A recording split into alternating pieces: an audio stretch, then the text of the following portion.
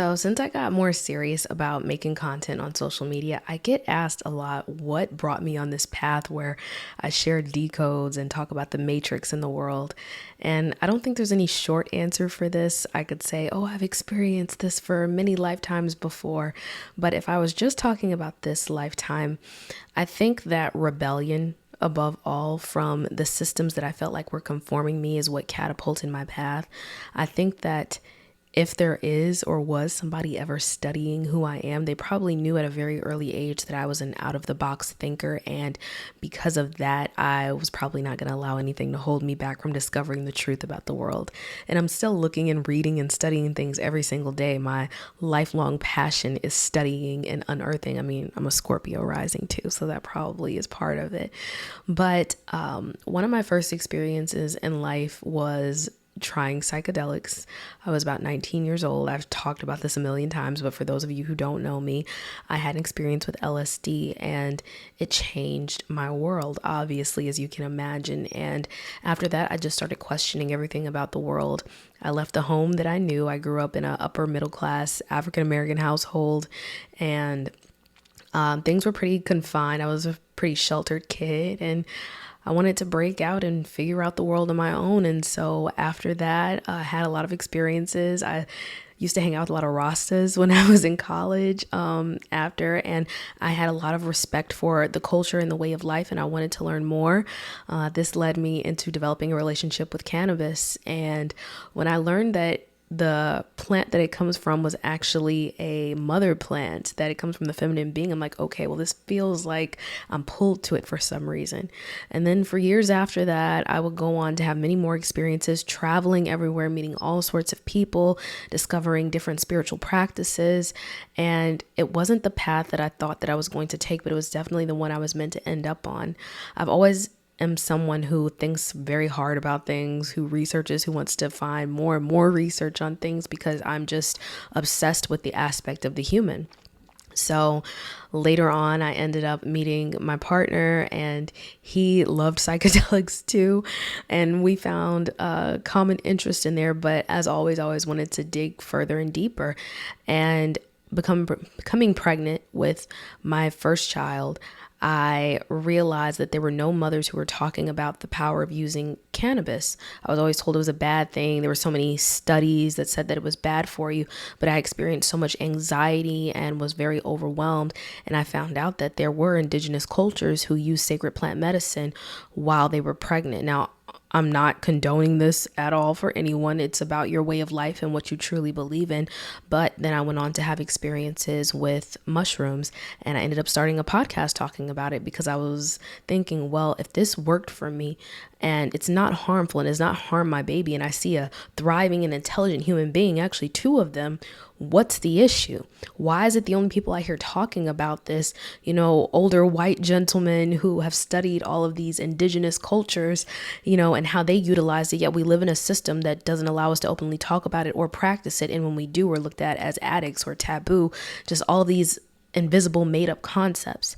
And so years of that happened, and I just started diving deeper into the esoteric world, came upon a couple of teachers, and saw that this is the path that I'm supposed to be walking, learning this knowledge, teaching it, always in this pursuit to help other people rise back to their power. So that is how I got to this place in life. It's not always easy, because obviously having a brain like this and always wanting to learn this information is not something that people want to talk about daily.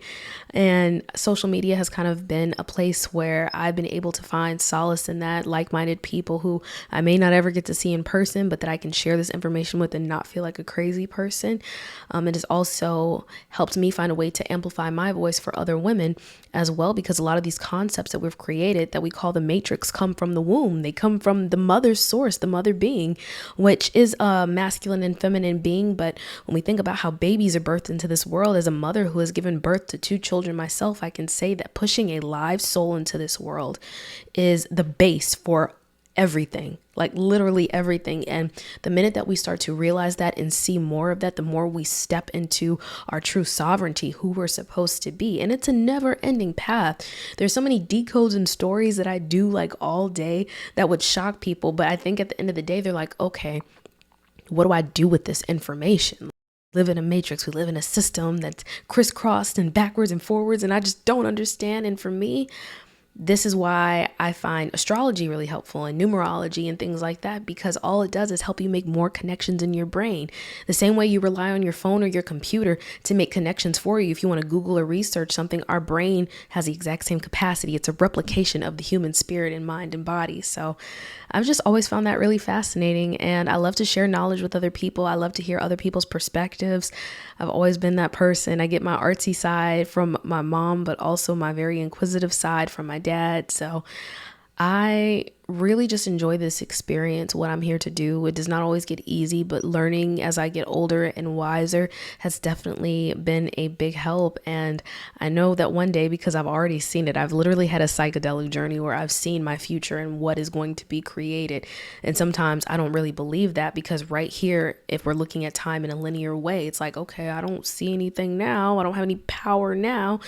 But then realizing that we actually do have the power. We are the ultimate creators of this experience. And when we step into that and understand that and realize that this is what it's all about, learning every day, giving, teaching, making creations and putting them out into the world to continue to make a better and healthier world without always focusing in on how horrible things have gotten, it will really help wake you up and wake other people up. I went through that whole phase where everybody was woke and, for shaming people who weren't woke, things like that. And I've moved past that. I don't think I ever shamed anyone, because I'm always learning different things. But I think that, sometimes a spiritual journey can get a bad name, because we're like, well, I know this and you don't, and this makes you evil, and this makes you like, this is one world. This is one world that has many concepts and fractals split from everything. And even when you have psychedelic journeys, you do see things literally go into fractals. You see how everything is connected, and it comes from the sacred womb and the sacred mother. And for that, I owe my life to. Everything that I do, everything that I teach, everything that I am giving out in this information is an ode to the sacred mother and the divine wisdom that created this planet that is going to be reversed with time. Things won't always be bad. They won't always be terrible. And having the tunnel vision to see that and stay committed to learning and teaching more than anything, more than feeling bad about, seeing the way that women are treated and babies and children and families splitting up, without focusing on that and realizing that with time, everything will return back to where it's supposed to be, means that you get the natural cycles of life. Everything that dies will always be reborn. Always. And even when you think you crush something, you can't, because we always have the ability to get up and thrive again. So that has been just a little bit about my journey, all 8-9 minutes of it. I hope you enjoyed it. If you like my content, please subscribe to the channel. I'm also building the Tailored Healing Collective community, as well as some digital products I have that really help with the simple things in your life. Like if you need a planner and you're a stay-at-home mom, or if you need some affirmations that you need to hear to keep your day going. This is all about the balancing of our nature as humans on this planet to do what we came here to do, which is to continue to create and be the ultimate creators of our experience. So until next time, let love lead the way. I hope you enjoyed this.